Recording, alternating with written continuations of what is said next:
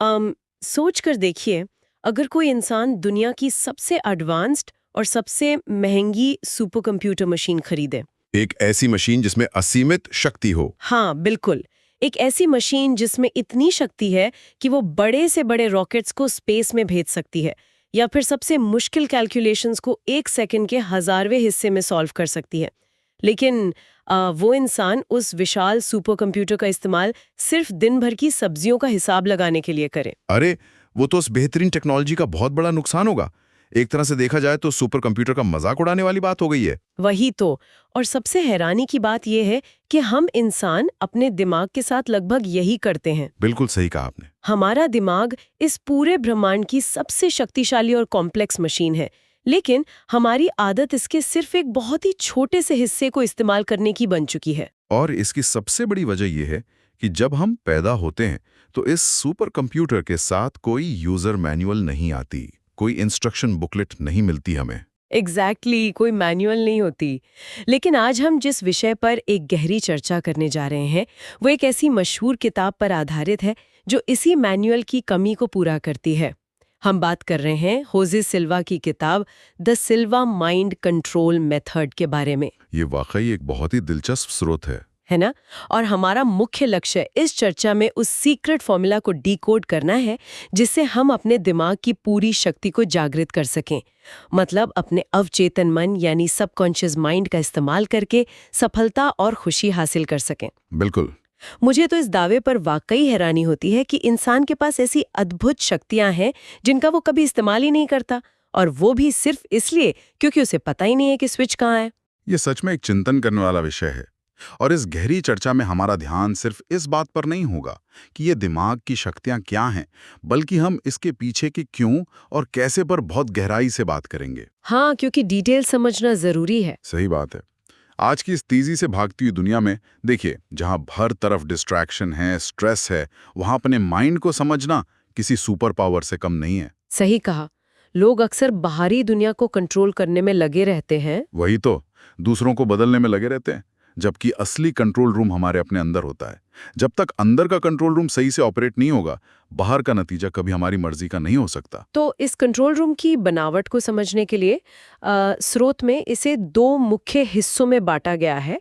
Conscious mind यानी चेतन मन, और सबकॉन्शियस माइंड यानी अवचेतन मन। हाँ, ये डिस्टिंक्शन बहुत अहम है। किताब में बताया गया है कि कॉन्शियस माइंड तो सिर्फ हमारे रोजाना के छोटे मोटे फैसले लेने के काम आता है, जैसे आज क्या पहनना है, रास्ते में कहाँ मुड़ना है, या लंच में क्या खाना है। जो एवरीडे लॉजिक होता है। बिल्कुल। लेकिन जो सबकॉन्शियस माइंड है, वो उससे कई गुना ज्यादा शक्तिशाली होता है। वो हमारी आदतों और हमारे गहरे विश्वास को पूरी तरह से चलाता है। अगर मैं इसको एक तुलना के जरिए देखूं, तो अगर हमारा दिमाग एक मॉडर्न कार है, तो कॉन्शियस माइंड सिर्फ उस कार का ड्राइवर है, जो बस स्टीयरिंग पकड़े बैठा है। वही। लेकिन सबकॉन्शियस माइंड उस कार का पूरा इंजन है। लोग अक्सर सिर्फ ड्राइवर पर ध्यान देते हैं और उस भारी भरकम इंजन को बिल्कुल भूल जाते हैं, जो असल में गाड़ी को आगे बढ़ाता है। हाँ। लेकिन एक सवाल आता है यहाँ, क्या वाकई इस इंजन यानी माइंड को जिम में बॉडी ट्रेन करने जैसा ट्रेन किया जा सकता है? मतलब क्या दिमाग को मसल्स की तरह शेप किया जा सकता है? अगर हम इसको दिमाग की बायोलॉजी के नजरिए से देखें, तो दिमाग के न्यूरल पाथवेज बिल्कुल मसल्स की तरह ही काम करते हैं। अच्छा, मतलब फिजिकली चेंज होते हैं। हाँ, जैसे जब जिम में किसी एक मसल पर बार बार लोड डाला जाता है, तो वो मसल फाइबर टूटता है और फिर पहले से ज्यादा मजबूत बनकर उभरता है। राइट। माइंड के साथ भी ठीक यही होता है। जब हम एक ही तरह के विचार बार बार सोचते हैं, तो दिमाग में उस सोच का एक पक्का रास्ता बन जाता है। और यहाँ सबसे दिलचस्प बात यह है कि हमारा सबकॉन्शियस माइंड रियल यानी असलियत और इमेजिन्ड यानी कल्पना के बीच का फर्क बिल्कुल नहीं समझता। वेट, हवा के हाँ, दोनों में फर्क नहीं समझता? बिल्कुल नहीं। इसे एक छोटे से उदाहरण से समझते हैं। अगर कोई इंसान किसी डरावनी चीज की कल्पना करता है, जैसे कि वो किसी ऊंची बिल्डिंग से गिरने वाला है, ओह बाप रे, हाँ। तो उसकी हार्ट रेट सच में बढ़ जाती है, हथेलियों में पसीना आने लगता है, सांसें तेज हो जाती हैं, जबकि हकीकत में वहां कोई खतरा नहीं होता। वो तो अपने कमरे में आराम से बैठा होता है। एग्जैक्टली। इसका मतलब क्या हुआ? इसका मतलब ये है कि इंजन को नहीं पता कि गाड़ी सच में पहाड़ पर है या सिर्फ टीवी स्क्रीन पर पहाड़ देख रही है। वो बस ड्राइवर के इंस्ट्रक्शंस को मानता है। ओह वाओ, ये सच में बहुत बड़ा रेवलेशन है। तो अगर कोई लक्ष्य की सकारात्मक कल्पना करता है, उसको लगातार विजुअलाइज करता है, तो वो इंजन उस दिशा में पूरी शक्ति से काम करना शुरू कर देता है, क्योंकि उसे लगता है कि ये सब सच में हो रहा है। ये बहुत ही गहरा पॉइंट है। तो अगर सबकॉन्शियस माइंड एक ऐसा इंजन है जो कल्पना और असलियत में फर्क नहीं कर पाता, तो उस इंजन तक पहुंचने का रास्ता क्या है? क्योंकि दिन भर तो लोग कॉन्शियस माइंड में ही उलझे रहते हैं ना। हाँ, ट्रैफिक का टेंशन, बॉस की डांट, बिल्स। बिल्कुल। यहीं पर सिल्वा मेथड एक बहुत ही अहम कॉन्सेप्ट सामने लाता है, जिसे अल्फा स्टेट कहते हैं। हम रोजमर्रा के कामों में जिस स्टेट में होते हैं उसे बीटा स्टेट कहा जाता है, लेकिन जब माइंड बिल्कुल शांत और रिलैक्स्ड होता है तब वो अल्फा स्टेट में चला जाता है। हाँ, ये स्टेट चेंज बहुत क्रूशियल है। मैं इसको आसान बनाने के लिए एक कंप्यूटर की तुलना करती हूँ। जैसे कंप्यूटर में जब एक साथ 50 टैब्स खुले होते हैं, जैसे email, videos, social media, news, तो वो बीटा स्टेट में है। प्रोसेसर पूरी तरह बिजी है। हाँ, वो लगातार काम तो कर रहा है पर उसकी स्पीड स्लो हो जाती है, वो गर्म होने लगता है और कभी-कभी हैंग भी हो जाता है। बिल्कुल सही एनालॉजी है ये। अल्फा स्टेट का मतलब है उन सभी बैकग्राउंड एप्स और एक्स्ट्रा टैब्स को बंद करके पूरा फोकस सिर्फ एक ही जरूरी प्रोग्राम पर लगाना।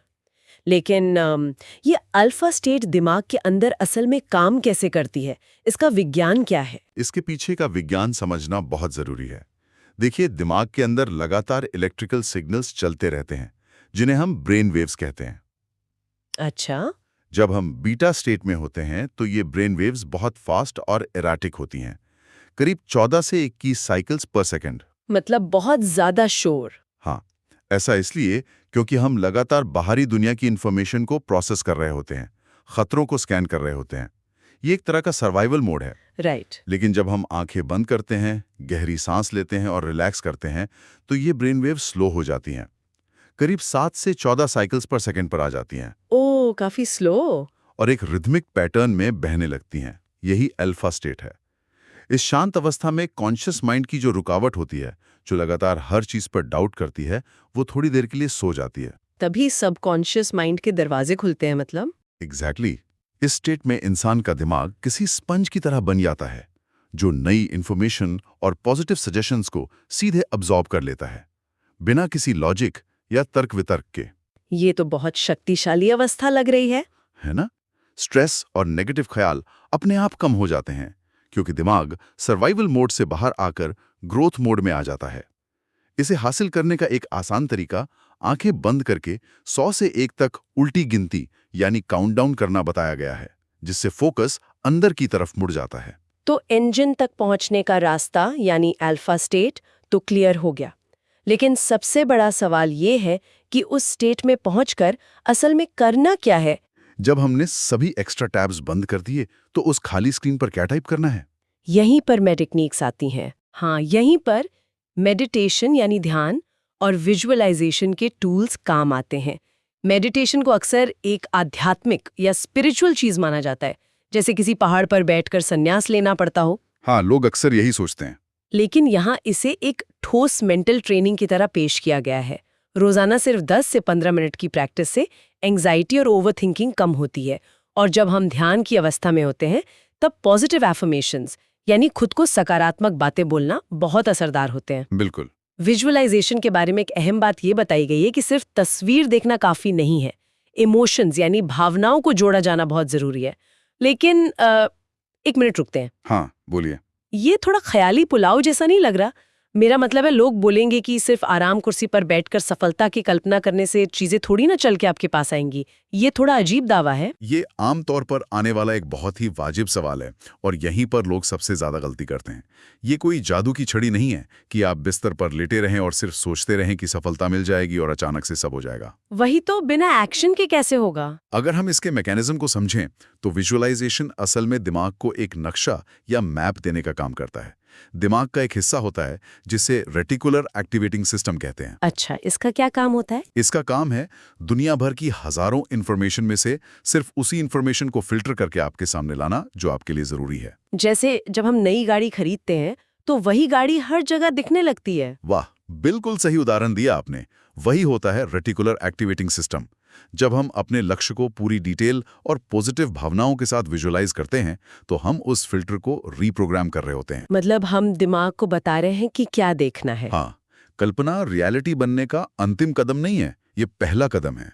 जब माइंड उस सफलता की खुशी को महसूस कर लेता है तो वो उन नए अवसरों और मौकों को पहचानने लगता है जो पहले से वहां थे पर ध्यान न होने की वजह से नजर नहीं आते थे। ओह वाओ, ये क्लियर हो गया। ये प्रोसेस हमारे अंदर एक गहरा आत्मविश्वास पैदा करता है जो असल में सख्त मेहनत करने और एक्शन लेने के लिए फ्यूल का काम करता है। इसका मतलब ये है कि हमारा दिमाग तो हर वक्त कुछ ना कुछ प्रोजेक्ट कर ही रहा है, वो चुप नहीं बैठता। अगर हम जानबूझ के उसको अच्छी चीजें नहीं दिखाएंगे तो वो डिफॉल्ट रूप से डर और चिंता की चीजें ही दिखाएगा। बिल्कुल, वो नेगेटिव साइड पर ज्यादा जाता है। और यहीं से सकारात्मक सोच और डर पर नियंत्रण की बात आती है।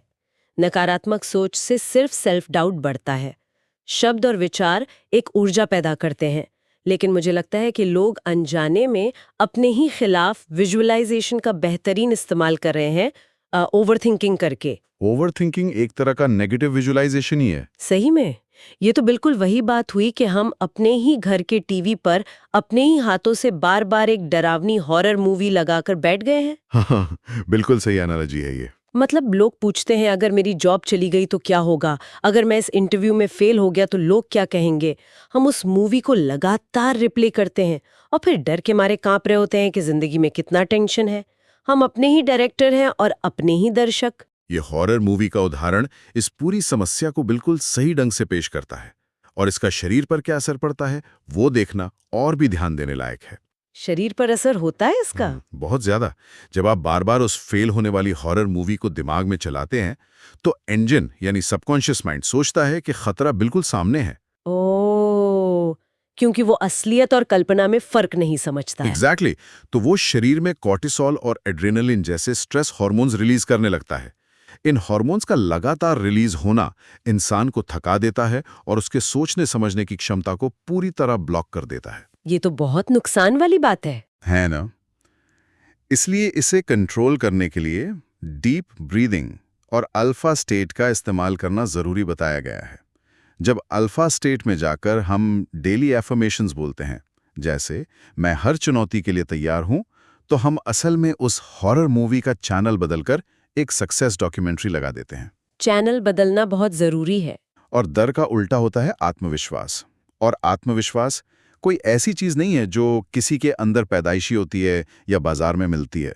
ये एक आदत है। एक आदत है जिसे बनाया जा सकता है। हाँ, ये लगातार अभ्यास से बनती है।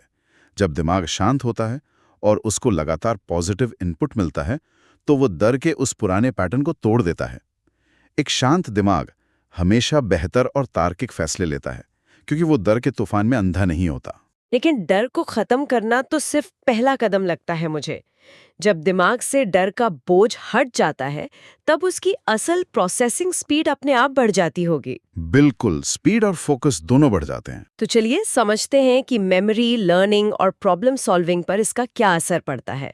अक्सर लोग कहते हैं कि उम्र के साथ या स्ट्रेस की वजह से उनकी मेमोरी वीक हो गई है। ये बहुत कॉमन शिकायत है। लेकिन यहाँ स्रोत में एक दिलचस्प दावा ये है कि दिमाग वीक नहीं होता, बल्कि इंफॉर्मेशन को स्टोर और रिट्रीव करने का हमारा तरीका गलत होता है। सही कहा, तरीका गलत होता है। अल्फा स्टेट में दिमाग किसी भी इंफॉर्मेशन को बहुत जल्दी और गहराई से एब्जॉर्ब कर लेता है।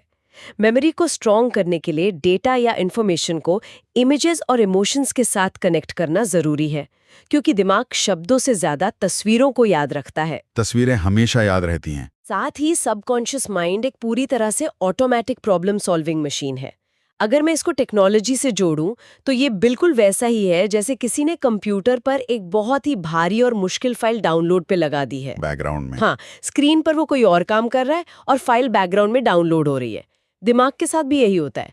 हमने प्रॉब्लम को दिमाग में डाला और फिर हम अपने दूसरे कामों में लग गए। और दिमाग अपना काम शुरू कर देता है। वही, दिमाग अपने आप बैकग्राउंड में उस प्रॉब्लम का सोल्यूशन ढूंढ रहा है, अपने पिछले सारे अनुभवों और डेटा को स्कैन कर रहा है, और अचानक से पम एक नोटिफिकेशन आता है कि डाउनलोड कंप्लीट, और हमें अचानक से एक आइडिया मिल जाता है जिसे हम इंट्यूशन कहते हैं। ये बैकग्राउंड डाउनलोडिंग का प्रोसेस असल जिंदगी में बहुत बार महसूस किया जाता है। आपने ध्यान दिया होगा, यही वजह है कि कई बार हमें सबसे अच्छे और क्रिएटिव आइडियाज किसी मीटिंग या डेस्क पर बैठे हुए नहीं आते। हाँ, नहाते वक्त आते हैं। नहाते वक्त, गाड़ी चलाते वक्त या नींद से उठते ही आते हैं। इन कामों के दौरान हमारा कॉन्शियस दिमाग थोड़ा डिस्ट्रैक्टेड और रिलैक्स्ड होता है, जिससे अवचेतन मन को अपना बैकग्राउंड का काम सामने लाने का रास्ता मिल जाता है। ये बहुत ही फैसिनेटिंग है। लेकिन यहाँ सबसे जरूरी शर्त यह है कि ये बैकग्राउंड प्रोसेस तभी सही से काम करता है जब माइंड को खतरे की जगह मौके और समाधान देखने की आदत हो। अगर दिमाग डर से भरा है तो वो बैकग्राउंड में सिर्फ आने वाले खतरों की कैलकुलेशन करेगा, नई सॉल्यूशंस की नहीं। ओ, मतलब अगर माइंड स्ट्रेस में है तो क्रिएटिव आइडियाज आएंगे ही नहीं। बिल्कुल नहीं आएंगे। क्रिएटिव थिंकिंग और प्रॉब्लम सॉल्विंग के लिए एक स्ट्रेस फ्री माहौल का होना बहुत जरूरी है। जब हम समस्या पर ओवरथिंक करने की जगह अपने अवचेतन को सवाल देकर रिलैक्स करते हैं, तो वो ऐसे रास्ते निकाल कर लाता है जो हमारे चेतन दिमाग की सीमित सोच से बिल्कुल परे होते हैं। ये सब सुनने में बहुत लॉजिकल लगता है जब हम आइडियाज और मेमोरी की बात करते हैं। लेकिन अब इस चर्चा को उन मुद्दों पर लाते हैं जहां लोग सबसे ज्यादा स्ट्रगल करते हैं। हेल्थ यानी सेहत, रिलेशनशिप्स यानी रिश्ते, और फाइनेंस यानी पैसा। ये तीनों जिंदगी के सबसे बड़े स्तंभ हैं। बिल्कुल। क्या माइंड कंट्रोल से इन पर भी असर पड़ता है? सेहत के मामले में किताब का कहना है कि माइंड और बॉडी का एक अटूट कनेक्शन है। स्ट्रेस बॉडी को अंदर से वीक करता है। सबकॉन्शियस को पॉजिटिव सिग्नल्स भेजकर हम हीलिंग प्रोसेस को मदद कर सकते हैं, जैसे ध्यान की मुद्रा में बैठकर अपने बॉडी पार्ट्स को परफेक्टली हेल्दी और एनर्जेटिक इमेजिन करना। विजुअलाइजेशन बॉडी पर सीधा असर डालता है। रिश्तों में ये बताया गया है कि कम्युनिकेशन सिर्फ शब्दों का लेन देन नहीं है, ये एनर्जी और इमोशंस का खेल है। गुस्से में बिना सोचे समझे रिएक्ट करने की जगह एक रिलैक्स्ड माइंड से एम्पैथेटिकली रिस्पॉन्ड करना चाहिए। और पैसे के बारे में देखा जाए तो मेरे पास कभी पूरे पैसे नहीं होंगे जैसी नकारात्मक सोच हकीकत बन जाती है। वो सेल्फ फुलफिलिंग प्रोफेसी बन जाती है। वही तो, इसलिए अबंडेंस यानी प्रचुरता का माइंडसेट जरूरी है। लेकिन यहाँ फिर से वही सवाल उठता है जो थोड़ा चुभने वाला हो सकता है काफी लोगों के लिए। पूछिए। क्या सिर्फ बेड पर लेटकर आंखें बंद करके हेल्दी होने की सोचने से कोई गंभीर बीमारी ठीक हो जाएगी? या सिर्फ बैंक अकाउंट को भरा हुआ विजुअलाइज करने से खाते में पैसे आ जाएंगे? ये तो मुझे लॉजिकल कम और जादू ज्यादा लग रहा है। ये ऐतिहासिक तौर पर इस तरह की मेंटल ट्रेनिंग का सबसे ज्यादा गलत समझा जाने वाला हिस्सा है। इसे जादू समझना सबसे बड़ी भूल है। तो इसका असल मैकेनिज्म क्या है? इसके पीछे की बायोलॉजी और साइकोलॉजी को समझना होगा हमें। जब हम सेहत की बात करते हैं तो नर्वस सिस्टम के दो हिस्से होते हैं। एक सिंपैथेटिक जो फाइट या फ्लाइट यानी लड़ने या भागने को कंट्रोल करता है, और दूसरा पैरासिम्पैथेटिक जो रेस्ट और डाइजेस्ट यानी आराम और पाचन को कंट्रोल करता है। ओके, दो अलग मोड हैं बॉडी के। हाँ, जब इंसान लगातार डर और स्ट्रेस में होता है तो बॉडी सिंपैथेटिक मोड में रहती है, जिससे इम्यून सिस्टम यानी बीमारियों से लड़ने की ताकत थोड़ी देर के लिए शट डाउन हो जाती है। ओह, इसलिए स्ट्रेस में लोग ज्यादा बीमार पड़ते हैं। एग्जैक्टली। ध्यान और पॉजिटिव विजुअलाइजेशन दिमाग को सिग्नल देते हैं कि कोई खतरा नहीं है, जिससे पैरासिम्पैथेटिक मोड ऑन हो जाता है। ये किसी दवा या इलाज का विकल्प नहीं है। मतलब इलाज तो करवाना ही है। बिल्कुल, इलाज छोड़ना नहीं है। ये बस आपके इम्यून सिस्टम को वापस उसकी पूरी शक्ति पर लाता है, ताकि जो इलाज आप ले रहे हैं वो बेहतर ढंग से काम कर सकें। और पैसों के मामले में क्या होता है? पैसों के मामले में भी कोई आसमान से नोट नहीं बरसेंगे। स्कैर्सिटी यानी कमी का माइंडसेट दिमाग को टनल विजन में डाल देता है, जहां डर के मारे इंसान रिस्क लेने या नए अवसरों को देखने से चूक जाता है। अबंडेंस का माइंडसेट उस टनल विजन को खोलता है। अच्छा, जहां पहले डर था अब वहां अवसर दिखते हैं। हाँ, जब दिमाग मानता है कि अवसर हर जगह हैं, तो वो उन अपॉर्चुनिटीज को देख पाता है और उन पर एक्शन लेने का आत्मविश्वास जुटा पाता है, जो पहले स्ट्रेस की वजह से गायब लगती थी। ये सब एक्शन को बढ़ाने के तरीके हैं, एक्शन से बचने के नहीं। ये क्लियर करना वाकई बहुत जरूरी था, क्योंकि लोग अक्सर कंफ्यूज हो जाते हैं। माइंड ट्रेनिंग इंसान को चुनौतियों से लड़ने के लिए एक बेहतर हथियार देती है, खुद चुनौती बनकर नहीं लड़ती। सही शब्द इस्तेमाल किया आपने। और जब बात एक्शन लेने की हो ही रही है, तो इस पूरे प्रोसेस को अपनी रोजाना की आदत कैसे बनाया जाए? क्योंकि किताबें पढ़ लेना एक बात है, पर उसको असलियत में उतारना बिल्कुल दूसरी बात है। इम्प्लीमेंटेशन सबसे मुश्किल होता है। इसके लिए एक ठोस फॉर्मूला और डेली रूटीन का होना जरूरी है। स्रोत में बताया गया है कि क्लियर गोल्स का होना सबसे पहली शर्त है। जब माइंड के पास एक क्लियर टारगेट होता है तो उसकी सारी शक्ति एक जगह फोकस हो जाती है। लेजर की तरह। हाँ, लेजर की तरह। लक्ष्य को ऑलरेडी पूरा होते हुए इमेजिन करना और उसके लिए लगातार एक्शन लेना इस प्रोसेस का अहम हिस्सा है। माइंड ट्रेनिंग कोई एक दिन का काम या कोई गोली नहीं है जिसे खाया और अगले दिन से सब ठीक। सुबह उठने के तुरंत बाद और रात को सोने से ठीक पहले का समय मेडिटेशन के लिए सबसे बेहतर बताया गया है, क्योंकि उस वक्त दिमाग नेचुरली शांत होता है। ये आदत बनाना ही असल गेम है। कंसिस्टेंसी यानी निरंतरता ही सबसे बड़ा रहस्य है यहाँ। हम दिमाग को रोजाना एक जैसी कमांड नहीं दे सकते और अलग रिजल्ट की उम्मीद नहीं कर सकते। इसे बिल्कुल जिम वाली कंसिस्टेंसी के साथ देखना होगा। जैसे कोई एक दिन 5 घंटे वर्कआउट करके अचानक से 6 पैक एब्स नहीं बना सकता, वैसे ही एक दिन 10 मिनट मेडिटेट करने से माइंड पर पूरा कंट्रोल नहीं आएगा। इसे लगातार एक लाइफस्टाइल की तरह जीना होगा। निरंतरता और अनुशासन किसी भी आदत को बदलने की बुनियाद होते हैं। और सुबह शाम वाले टाइम का क्या विज्ञान है? जो सुबह और रात के समय की बात आई है वो न्यूरोलॉजिकली बहुत सही है। जब कोई इंसान नींद से उठता है या सोने जा रहा होता है तो उसका दिमाग नेचुरली अल्फा और उससे भी गहरी अवस्था, जिसे थीटा वेव स्टेट कहते हैं, जो नींद और जागने के बीच का समय होता है, उसके आसपास होता है। ओह, उस वक्त माइंड नेचुरली रिलैक्स्ड होता है। हाँ, यही वो वक्त है जब अवचेतन मन सबसे ज्यादा खुला होता है। अगर कोई अपने दिन की शुरुआत डर भरी खबरें पढ़कर या टेंशन वाली बातें सोचकर करता है तो वो अपने इंजन को सुबह सुबह ही डर का रास्ता दिखा देता है और फिर पूरा दिन वैसा ही निकलता है। बिल्कुल। इसकी जगह एक पीसफुल लाइफस्टाइल और पॉजिटिव एनवायरनमेंट क्रिएट करना जरूरी है। जब कोई इंसान रोजाना सिर्फ 10-15 मिनट भी लगातार अपने माइंड को अल्फा स्टेट में ले जाकर ट्रेन करता है तो महीनों बाद वो देखता है कि धीरे धीरे उसकी जिंदगी की चुनौतियों को हैंडल करने का तरीका पूरी तरह बदल गया है। उसका रिस्पॉन्स बदल जाता है। हाँ, वो छोटी छोटी बातों पर पैनिक नहीं करता, गुस्से में रिएक्ट नहीं करता, और जब अंदर से शांति आती है और विजन क्लियर होता है तो बेहतर चीजें, नए रास्ते और सफलता नेचुरली उसकी तरफ आने लगते हैं। ये छोटी डेली हैबिट्स ही लॉन्ग टर्म में एक बहुत बड़ा और स्थायी बदलाव लाती हैं। तो इस लंबी और गहरी चर्चा का अगर एक निचोड़ निकालना हो तो वो ये है कि सफलता, आत्मविश्वास और खुशी किसी बाहरी जगह पर नहीं रखी हैं जहां चलकर जाना है। वो सबसे पहले हमारे माइंड के अंदर बनती हैं। एग्जैक्टली। रिलैक्सेशन, मेडिटेशन और विजुअलाइजेशन जैसी टेक्निक से हम अपने दिमाग को बेटा के शोर से निकालकर अल्फा की शांति में ला सकते हैं और अपने अवचेतन मन को एक नया नक्शा दे सकते हैं। हमने देखा कि डर कैसे हमारी प्रोसेसिंग स्पीड को स्लो करता है और हमें सर्वाइव करने पर मजबूर करता है, जबकि शांति हमें थ्राइव करने यानी आगे बढ़ने में मदद करती है। और यहाँ सबसे मूल्यवान बात यह है कि हमारा अवचेतन मन हमारा सबसे अच्छा दोस्त और सबसे ताकतवर साथी बन सकता है। पर एक शर्त है उसकी भी। हाँ, शर्त यह है कि हमें उससे बात करने की भाषा सीखनी होगी। और वो भाषा शब्दों की नहीं, बल्कि तस्वीरों, भावनाओं और लगातार अभ्यास की भाषा है। इस इनर इंजीनियरिंग को सीखना जिंदगी का सबसे बड़ा निवेश है। तो आज के इस डीप डाइव को खत्म करने से पहले हम उस सुपर कंप्यूटर वाले उदाहरण पर वापस आते हैं जहां से हमने शुरुआत की थी।